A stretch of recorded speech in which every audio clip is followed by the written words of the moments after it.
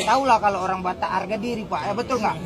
Jadi kelaparan lah jumpa sama kawan nyari becak. Jadi tuh kawannya ini lagi sakit pinggang Pak, gara-gara banyak duduk di becak, udah kau tariklah becak. Di Amplas ini kejadiannya Pak. Jadi ada ibu-ibu, Bang becak ke Diski. Saking malu dia bilang nggak tahu jalan. Oke, kasih tahu jalannya ya. Oke, dikasih tahu. Belok kanan, dop.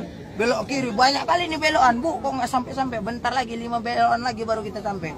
Udah sampai lah Diski, dibayar ongkos 50.000. Menangis tukang becak nih. Menangis, ditambah 25.000 lagi.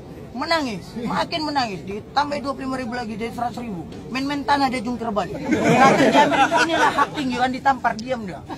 Kok gila, orang narik becak 100.000 udah syukur-syukur. Bu, bukan sekarang, bukan apa Bu, kata. Bukan yang kutangisi, bukan uang ibu. Aku tak tahu jalan pulang sekarang.